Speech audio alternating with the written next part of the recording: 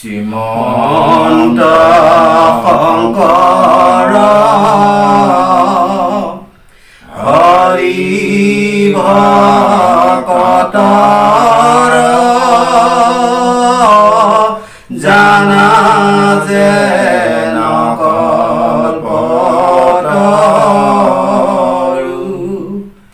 তাহান্ত বিনাই নাই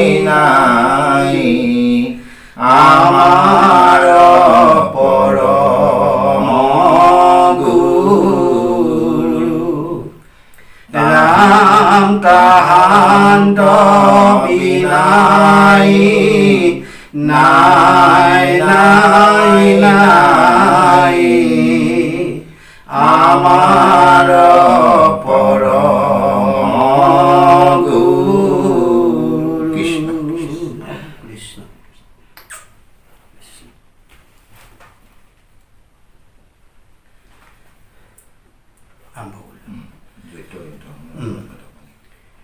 ৰাম জয়ত ধৰ্ম ৰাজা গদা পানী বিকুদৰ ধনঞ্জয় যথাত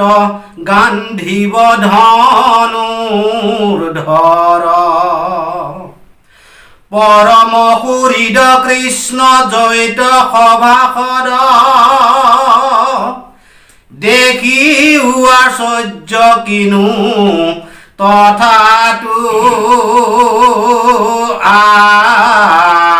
আপদ কৃষ্ণ হে প্ৰভুসকল এয়া বৈকুণ্ঠ শাস্ত্ৰ মহাভাগৱতৰ ধাৰাবাহিক চেনেল শিৰোমণি ভাগৱত পাঠ আৰু প্ৰবচন অনুষ্ঠানৰ আজি এয়া পঞ্চমটি ভিডিঅ' আপোনাসৱৰ সন্মুখত চৰণত নিবেদিব ওলাইছোঁ। সেয়েহে জয় জয়তে আমি আপোনাসৱৰ সভা আৰু চৰণত কৰজোৰে প্ৰাৰ্থনা জনাই ভক্তি ভৰা সেৱা নিবেদন কৰিছোঁ। প্ৰভুসকল এতিয়া আমাৰ পাঠাচাৰ্য বাপজনা ৱাবৰী নিবাসী পুতুল চন্দ্ৰ নাথ মহাপ্ৰভুজনাই ভীষ্ম মুখ্য উৎসৱৰ পাঠটি কীৰ্তন কৰিছে আৰু ইয়াতে এতিয়া আমাক ভাগৱতে কৈছে ভীষ্ম পিতামহই পাণ্ডৱক উদ্দেশ্য কৰি কৈছে যে হেৰা আই চোৱা য'ত নেকি ধৰ্মৰাজ যুধিষ্ঠিৰ মহাবলশালী গদাপাণি বিকুদৰ অৰ্থাৎ ভীম, য'ত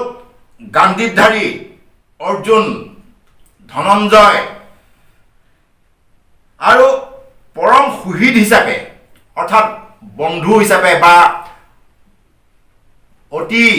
আপোনজন হিচাপে কৃষ্ণ প্ৰভু ভগৱন্ত অনপৰ পাণ্ডৱৰ লগতে থাকে। অৰ্থাৎ তেনেস্থলতো তেওঁলোকৰহে বিপদ আপদ সঘনাই আহি থাকে। ভীষ্ম পিতামহৰ সশয্যাৰ পৰাই কুন্তি আইগৰাকীক সম্বোধন কৰি তেনেভাৱে বুজা পৰিছে। কৃষ্ণ কৃষ্ণ ধৰ্মিষ্ঠ বলিষ্ঠ ধনুৰ্ধৰ কিছুনো যেহি কৰে ঈশ্বৰে সেহি সত্য হুই ঈশ্বৰ চেষ্টা জানে কমন মহন্তে ব্ৰহ্মা হৰু মোহ যায় যাক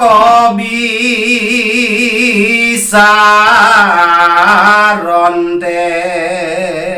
কৃষ্ণ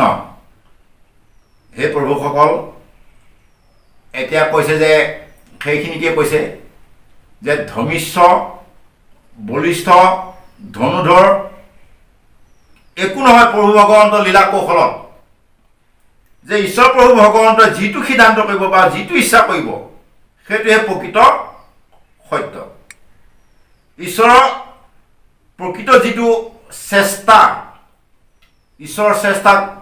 কোনো যিমানেই তেওঁ মহৎ যুগ অন্ত অৰ্থাৎ মহন্ত নহওক অগাধ পণ্ডিত নহওক কোনো তৰ্কিব নোৱাৰে। সেইসকলটো পিছৰ কথাই। আনকি ব্ৰহ্মা আৰু মহাদেৱেও প্ৰভু ভগৱন্তৰ যি অতৰ্কী মহিমা, সেই মহিমাক তৰ্কিব নোৱাৰে। যেনেকৈ আমি যদি চাওঁ শিশুলীলা লীলাত পাওঁ, অনন্তৰে ব্ৰহ্মাসী পৰিলন্ত চুৰি মায়া কৰি নীলেশৱে গোৰক্ষ ডামৰি হৈয়া গৰু গোৰক্ষ আপুনি প্ৰতি এক সৰ্বৰূপে বৰ্জত বঞ্চিলা বৰিষেক। আৰু তাৰপিছত কি হ'ল? অনন্তৰে ব্ৰহ্মাসী ভৈলা বিমোহিত সবে দিব্য চতুৰ্ভুজ ৰূপে বিপৰীত হৰিল চেতন একো নাহি সি দিশি দি পাছে পাৱে পৰিস্থিতি কৰিলন্ত বিধি। ভগৱন্ত প্ৰভু মহিমা অৰ্থাৎ ভগৱন্ত প্ৰভুক জুখি মাখি চাব আহিছিল। আহোঁতে কিন্তু পিছত সৰ্বশেষত গৈ ব্ৰহ্মাই মোহিত হৈ প্ৰভু ভগৱন্তৰ চৰণত পৰিব লগা হৈছিল। এয়াই হ'ল প্ৰভু ভগৱন্তৰ মহিমা। এতিয়া সেইখিনি কথাকে ইয়াত প্ৰকাশ কৰিছে কৃষ্ণ। এৰাম চিনাই বেলাগিলা ভীষ্মে মেলিয়া আঙুলি এহেন্তে ঈশ্বৰ কৃষ্ণ কালু আংক বুলি সম্প্ৰতি আচন্ত হুয়া দৈৱকী তনয় আন্তে হুই জগতৰে সৃষ্টি স্থিতি লয়। কৃষ্ণ হে গুৰু হ'ব। এতিয়া এনেভাৱে নানান ধৰণৰ ভীষ্ম যুধিষ্ঠিৰক বুজনিখিনি দিবলৈ গৈ সৰ্বশেষত ভীষ্ম পিতামহই কৃষ্ণ প্ৰভু ভগৱন্তৰ নানানভাৱে গুণানী কীৰ্তন কৈ আহি সৰ্বশেষত আঙুলি মেলি দেখুৱাই দিছে যে হে যুধিষ্ঠিৰ সেইজন চোৱা, এইজন যিজন নেকি তোমালোকৰ লাইনতে থিয় হৈ আছে, তোমাৰ লগত একেলগে থিয় হৈ আছে, সেইজনেই ঈশ্বৰ কৃষ্ণ আৰু কালু বুলি কৈ এইজনেই কাল, যিজনে নেকি অসম্ভৱক সম্ভৱ কৰে আৰু হ'বলগীয়াটোক নহ'বলগীয়া বা নহ'বলগীয়াটোক হ'বলগীয়া কৰে। আৰু সদায় জানিবা এইজনে মাত্ৰ তোমালোকৰ সন্মুখত আমাক ছদ্মবেশ কৰি পেলাই আমাক মানে ভাণ্ডকী কৰি আমাৰ চকু আগতহে মাত্ৰ দৈৱকী পুত্ৰ হৈ আছে, কিন্তু প্ৰকৃততে এইজনতেই সমস্ত লয় পৰলয় সৃষ্টি হৈ আছে, এইজনে বস্তু। এনেকে বুলি ভীষ্ম পিতামহে সেই সমাজৰ সন্মুখত মধ্যস্থ থকা কৃষ্ণ প্ৰভু ভগৱন্তক আঙুলি মেলি পৰিচয় কৰাই দিছে, পাঁচ পাণ্ডৱকে আদি কৰি সমস্ত ঋষিমুনিগণক। কৃষ্ণ এৰামে কোটি ব্ৰহ্মাণ্ডৰ নাথ এন্তে হৰি মায়ায়ে লোকক মুহি আছে ছদ্ম কৰি কিনু পাণ্ডু পুত্ৰ তোমাৰ সাৰ মহাভাগ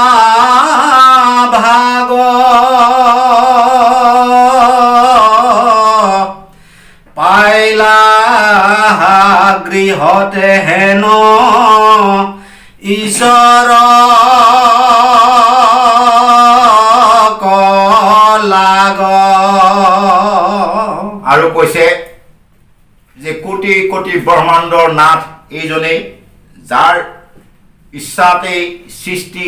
স্থিতি আৰু লয় প্ৰলয় হয়, আৰু যাৰ মায়ে সমস্ত জগতক মুহি আছে।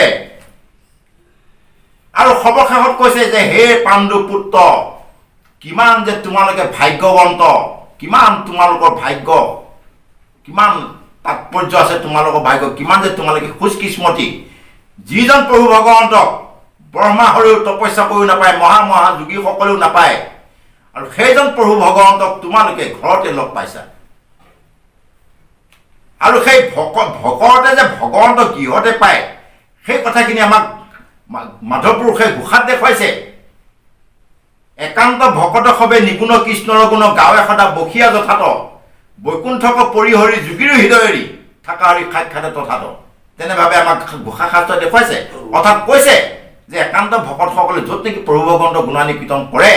তাত বৈকুণ্ঠক এৰিও মহা যোগীসকলৰ হৃদয় এৰিও ভগৱন্ত প্ৰভু তাত থাকে ঠিক তেনেভাৱে পাণ্ডু পুত্ৰসকলে ইমান সহজতে পোৱা কাৰণটোৱে হৈছে তাৰমানে তেওঁলোকে একান্ত ভকত আৰু সেই হিচাপে আমাকো কৈছে ভীষ্ম পিতামহৰ বাক্যৰ সৈতে আমাক সোঁৱৰাই দিছে আমাক ভাবিব বাধ্য কৰাইছে যে সেই প্ৰভুসকল আপোনাৰ সবেও প্ৰভু ভগৱন্ত তেনেভাৱে অনন্য শিষ্য অনন্য প্ৰপন্ন ভকত হওক তেতিয়াহে সেই পাণ্ডৱৰ দৰে আমিও ভগৱন্ত প্ৰভুক অন্তৰাত্মাত বা আমাৰ ঠাইতে গৃহতে আমি লগ পাম কৃষ্ণ ইৰামে পাঞ্চা দুট কৰা কটু সাৰথিৰ থৰ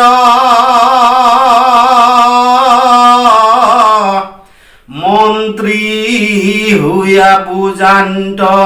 সামান্য যে নৰ আহান চৰণে আবে চিত্ত কৰি থিৰ কৰা প্ৰতিপাল প্ৰজা ৰাজা যুধিষ্ঠিৰ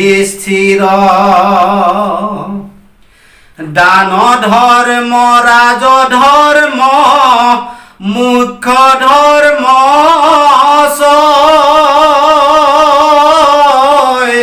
কহি আছে দিলা টান মনৰ সংশয় নাহি ভাগৱত ধৰ্ম সমান নামৰ কৃষ্ণ কুচিনাইল এন্তে পৰম ঈশ্বৰ কৃষ্ণ হে প্ৰভুসকল এতিয়া ভীষ্ম পিতামহই সুন্দৰভাৱে প্ৰভু ভগৱন্তক পৰিচয় কৰোৱাৰ পাছত পাণ্ডৱক মহাদয়াতৰে অৰ্থাৎ খুব শ্ৰদ্ধাৰ সৈতে খুব মৰমৰ সৈতে এতিয়া ভকতৰ যে কপট নাথাকে এয়াই হ'ল পৰিণতি আমাক ভীষ্ম পিতামহৰ সৰসজ্জাতেই প্ৰমাণ কৰি দেখুৱাইছে যিজন অৰ্জুনৰ শৰে আজি ভীষ্ম পিতামহক সৰসজ্জাত পৰি মৃত্যুক আঁকোৱালি ল'বলৈ বাধ্য কৰাইছে সেইজন অৰ্জুনকে আজি ভীষ্ম পিতামহই কি শিকাই আছে এতিয়া যে সেই বোপাহঁত যে দান ধৰ্ম ৰাজ ধৰ্ম মুখ্য ধৰ্ম ছয় যিহেতু তেওঁলোকে ৰাজকাৰ্য অৰ্থাৎ ৰাজকাজ চলাব গতিকে তেওঁলোকক ৰাজনীতিৰ বিষয় উপদেশ দিছে সেই সৰসজ্জাত পৰি থকা ঠাই পৰে কি বুলি কৈছে যে দান ধৰ্ম ৰাজ ধৰ্ম মুখ্য ধৰ্ম ছয় যেনেকুৱা যি নহওক সমস্ত ধৰ্মতকৈ মাত্ৰ ভাগৱত ধৰ্মতকৈ আৰু শ্ৰেষ্ঠ ধৰ্ম এই সংসাৰত নাই ভাগৱত ধৰ্ম মানে এক প্ৰভু ভগৱন্তক চৰণত গুণানুকীৰ্তন কৰা ভগৱন্তক গুণানুকীৰ্তন কৰা ধৰ্মতকৈ আৰু শ্ৰেষ্ঠ ধৰ্ম নাই এনেভাৱে ধৰ্ম বিষয়ে শিক্ষা দিছে তাৰপিছতেই যে কৈছে যে তোমালোকে সমস্ত ত্যাগ কৰা সমস্ত বাদ কৰা মাত্ৰ এইজনক নেৰিবা তোমালোকে যিজনে নেকি তোমালোকক অতীজৰ পৰা ৰক্ষা কৰি আহি আছে বৰ্তমানো ৰক্ষা কৰিছে ভৱিষ্যতেও ৰক্ষা কৰিব অৰ্থাৎ ভূত ভৱিষ্যত বৰ্তমান এই তিনি কালতো প্ৰভু ভগৱন্তই ভকতক নেৰে ইয়াকে আমাক বুজাব বিচাৰে কৃষ্ণ ইৰামে ভকত বৎসল কৃপা ময় মহাহৰি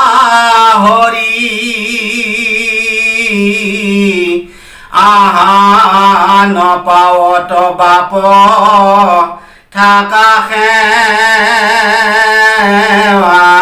কৰি যদ্যপি সবাতে সম এন্তে ভগৱন্ত ভকতৰ পক্ষপাত তথাপি কৰন্ত মই প্ৰাণয়েৰো দেখা হেন সময়ত আপুনি ভৈলন্ত আহি আগে উপগত কিনো কৃপাময় মহা স্নেহে ভকতক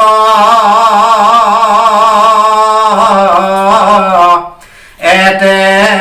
কবুলন্তে প্ৰেমে ঝৰিল লুটক। কৃষ্ণ হে গুৰু হ'ব এনেভাৱে বিভিন্ন ধৰ্মপন্থা পৰিচয় কৰায়, প্ৰভু ভগৱন্তক পৰিচয় কৰায় আৰু ভীষ্ম পিতামহে আজ্ঞা কৰিছে যে হে উপা, হে পুত্ৰসকল, তোমালোকে এইজন প্ৰভু ভগৱন্তৰ চৰণতেই ভকতি কৰি তেওঁ কৃপাপ্ৰাপ্ত হৈ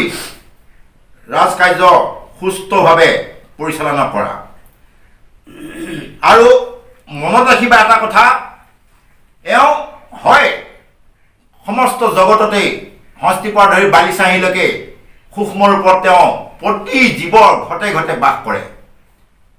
কাৰণ ভগৱন্ত প্ৰভুৰ ৰূপ দুটা, এটা হ'ল বৃহৎ ৰূপ, বৃহৎ ৰূপৰ সময়ত সমস্ত জগতক সংহাৰ কৰি উদৰত লৈ অনন্ত শয্যাত শৰণ কৰি থাকে। আৰু দ্বিতীয়টো ৰূপ সূক্ষ্ম ৰূপ, যেতিয়া সমস্ত জগতক স্বজন কৰে, হস্তিৰ ধৰি বালিচাহীলৈকে তেওঁ সমস্ত জীৱৰ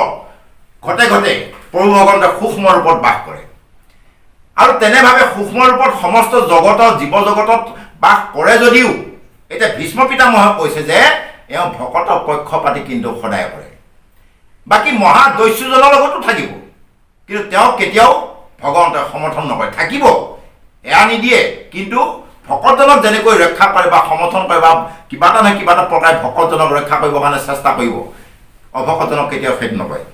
আৰু সেইটো প্ৰমাণ ভীষ্ম পিতামহে নিজে কৈছে। এতিয়া চোৱা তোমালোকে, অন্তিম সময়ত এতিয়া মই এই প্ৰাণ এৰো সময় হৈছে, কিন্তু তেনে সময়ত আহি মোক ভকতক কৃপা কৰি প্ৰভু ভগৱন্তই মোৰ কাৰণেহে আহি ইয়ালৈ আহি মোক দেখা দিবৰ চলেৰে আহি তোমালোকক বুজনি দি আছে। কৃষ্ণ কৃষ্ণ। হে কৃষ্ণ কৃষ্ণ আবে মুহুৰ আগত যিটো চতুৰ্ভুজ ৰূপ কৰিছা বেকত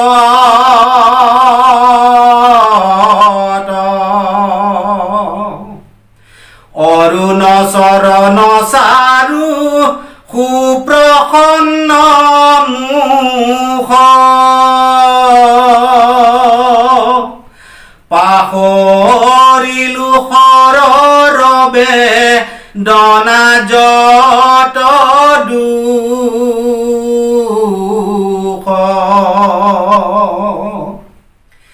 তুমি হে পুৰিদ আত্মা প্ৰভু ভকতৰ তোমাৰ চৰণে কৰো এতে গোচৰ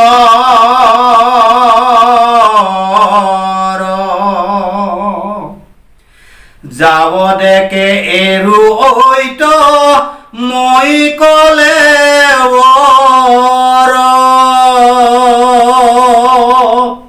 তাৱে মোক অপেক্ষিবা বাপ গদাধৰ।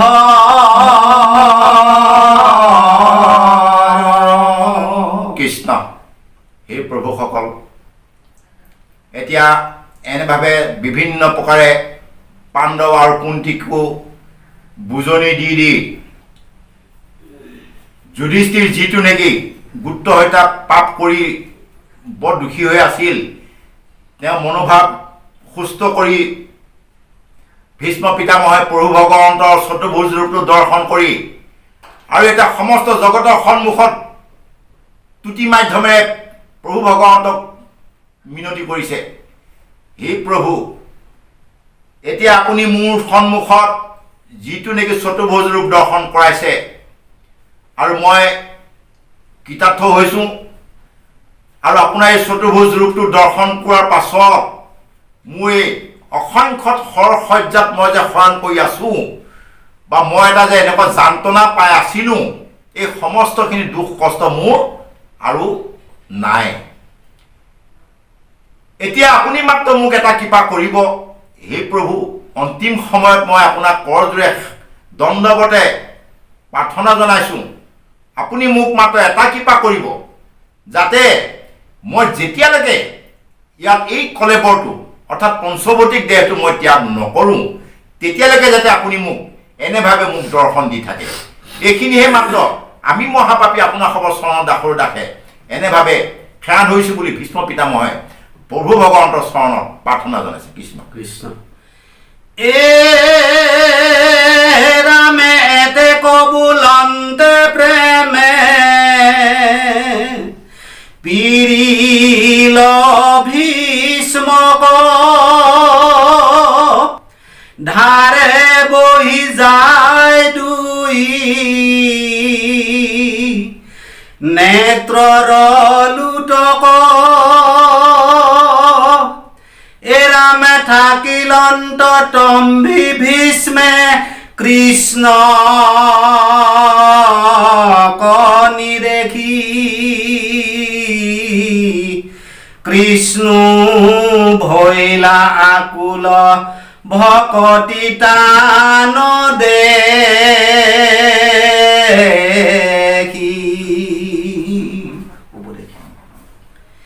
এৰামে শুনা সভাসদ পদ মহাভাগৱত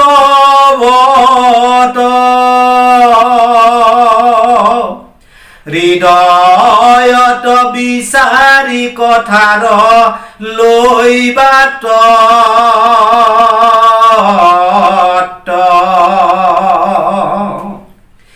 ই শাস্ত্ৰত কহে দেৱ এক নাৰায়ণ তাহান ভকতি যশ শ্ৰৱণ কীৰ্তন। কৃষ্ণ। হে গুৰু হ'ব, এনেভাৱে ভীষ্ম পিতামহে প্ৰভু ভগৱন্তক তুতি মিনতি কৰোঁতেই প্ৰেম ভকতি উৎপন্ন হৈছে আৰু সেই প্ৰেম ভকতিত কি ভীষ্ম পিতামহই এনেকুৱা এটা শোকাকুল অৱস্থাত উপনীত হৈছে, ভকতি মাধ্যমেৰে এনে এটা শোকাকুল অৱস্থাত উপনীত হৈছে আৰু সেই ভীষ্ম পিতামহৰ সেই ভকতি তত্ত্বখিনি ভকতৰো যে এনেধৰণৰো ভকতি হ'ব পাৰে প্ৰভু ভগৱন্তই নিজ চকুৰে স্বচকুৰে দেখি আচৰিত হৈছে। কি এনেহেন ভকতি বা এনেধৰণৰ যে প্ৰেম ভকতি থাকিব পাৰে মনুষ্য লোকৰ, ভগৱন্তেও ভবা নাছিল।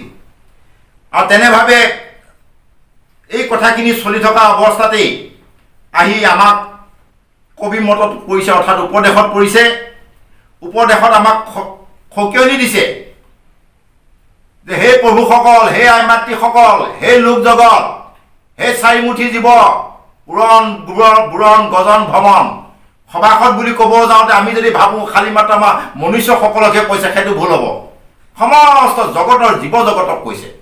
যে সেই সভাসদসকল আপোনাৰ সবে ইয়াত এই বৈকুণ্ঠ শাস্ত্ৰ মহাভাগৱতত যিখিনি কথা লিপিবদ্ধ হৈ আছে সেইখিনি নিজৰ নিজৰ দেহত অনুভৱ কৰি চাওক, সকীয়াই চাওক, জুকিয়াই চাওক, প্ৰকৃত সত্য তথ্যটো উলিয়াই তাক ব্যৱহাৰ কৰিবৰ কাৰণে চেষ্টা কৰক। এনেভাৱে আমাক উপদেশত আগবঢ়াইছে। কৃষ্ণ কৃষ্ণ। এৰামে আনয়ে কহৰণ নিশ্চয় চিত্ত কৰি আতীয় প্ৰয়াসতে যাতনা তাপত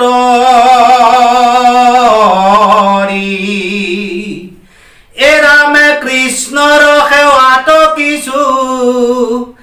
নাহিকে ভাগৰ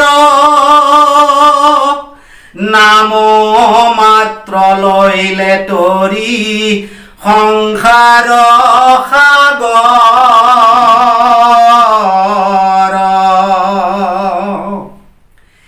এৰা ৰাম কৃষ্ণ মোৰ আত্মা কৃষ্ণ হৃদ নিশ্চয় কৃষ্ণকে সে পাইলে অনুমাত্ৰ নাহি ভয় এহি তত্ত্ব জানৈ যিটো সেহি মহাজ্ঞানী সেহি মহাগুৰু সেহি জনচক্ৰ পানী কৃষ্ণ হে প্ৰভুসকল এনেভাৱে আমাক উপদেশত কৈছে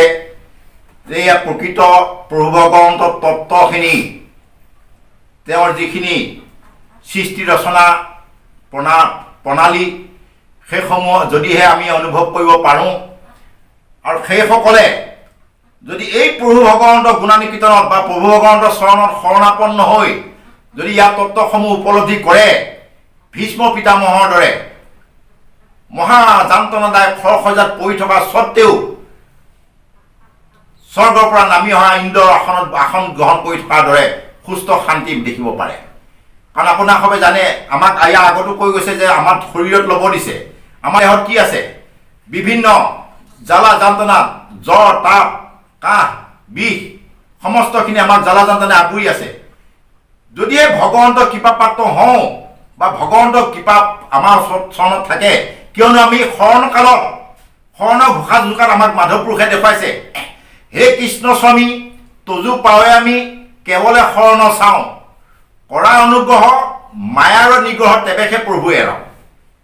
এইটো এটা সাংঘাতিক কথা যিহেতু আমি মায়াৰ কোৱালত পৰি আছোঁ কৰাল গাহত পৰি আছোঁ মায়াই আমাক খামুচি ধৰি আছে গতিকে ভগৱন্তৰ কৃপা অবিহনে আমি সেই মায়াৰ পৰা হাত খাইব নোৱাৰোঁ আৰু আমাক এতিয়া পৰ্যটক খেতিকে কৈছে যে কৃষ্ণ প্ৰভু ভগৱন্তৰ চৰণত শৰণাপন্ন হৈ এই সমস্ত মায়া কবলৰ পৰা হাত এৰাই যাব পাৰে বা হাত এৰাই যায় সেইখিনি আমাক কবিজনাই অনুৰোধ কৰিছে কৃষ্ণ কৃষ্ণ ৰামে হেন জানি ভকতিত কৰিও বিশ্বাস অথিৰ জীৱন ধন জনগৃহ বাস খনিকতে নথাকৈ মেঘৰ যে নচদ্ম আৰ অৰ্থে নেৰিবা কৃষ্ণৰ পাদ পদ্ম কাল অজগৰে গিলে তিলেকে মৰণ কৃষ্ণৰ চৰণে লৈও সতৰে শৰণ ৰামে কৃষ্ণৰ কিংকৰে কহে ইহেত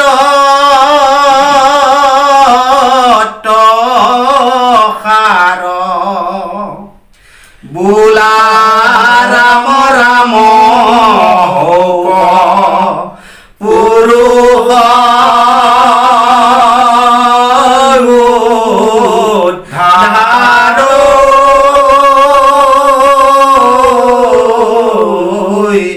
হৰি ৰাম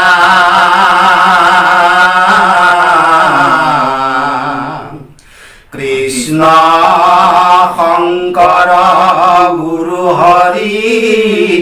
ৰাম ৰাম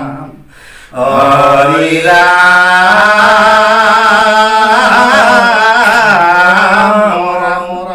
কৃষ্ণ কৃষ্ণ এই গুৰুমতী বাপৰাই মাতি খব এই আমাক বৈকুণ্ঠ শাস্ত্ৰ মহাভাগৱতৰ উপদেশত আমাক সকিয়নি দিছে যে হে আইসকল হে বাপসকল যিহেতু আমাৰ এই সংসাৰখন অথিৰ খন্তেকীয়া আৰু মূল্যহীন, গতিকে এই মূল্যহীন মায়া সংসাৰখনৰ সম্পদৰ হেতুকে আমি মহামূল্যৱন্ত যি নেকি প্ৰভু ভগৱন্ত গুণানী কীৰ্তন, যাক নেকি শ্ৰৱণ কীৰ্তন কৰি আমি আমাৰ এই পাপাত্মা দেহটো শুদ্ধ কৰি বৈকুণ্ঠ স্থান পাব পাৰোঁ, তেনেহেন এটা শুদ্ধ কৰ্ম আচৰণ নকৰি আমি যদি খন্তেকীয়া এটা অস্থায়ী বস্তু সম্পদক যদি আমি আঁকোৱালি লওঁ, তেতিয়াহ'লে আমাতকৈ আৰু আত্মঘাতী এই সংসাৰত নাই। সেয়ে আমাক বাৰে বাৰে সকিয়নি দি কবিজনে কৈছে যে আপোনাৰ সবে খুব কম সময়তেই ততালিকেই নিৰন্তৰে ভগৱন্তৰ গুণানী কীৰ্তন কৰি আপোনালোকে এই ভৱসাগৰখন পাৰ হৈ যাওক বুলি অনুৰোধ জনাই আধ্যাত্মিক অন্ত পৰিছে। আৰু বাবাৰ আইমাতি হ'ব আমি আমাৰ পাঠাচাৰ্য বাপজনাই কীৰ্তন কৰিছে, আমি দুআষাৰ পদবন্ধে ভাঙনি দিছিলোঁ। ইয়াতে বহুখিনি ভুল ত্ৰুটি আহিছে, সৰ্বভুলৰ মৰিখনত আমি সবাৰ ওচৰত কৰজোৰে প্ৰাৰ্থনা জনাই আৰু আমাৰ চেনেলটিক আপোনাৰ সবে যেন আপোনাৰ সবৰ চৰণ তলত ঠাই দিয়ে, আমাক যেন নিজৰো দাসৰো দাস বুলি গণ্য কৰি আমাক যেন আপোনাৰ সবে সুবিধা দিয়ে, ইয়াকে আপোনাৰ সবৰ চৰণত অনুৰোধ কৰি আমি আজিলৈ আমাৰ পাঠটি আমি সামৰণি মাৰিছোঁ। কৃষ্ণ।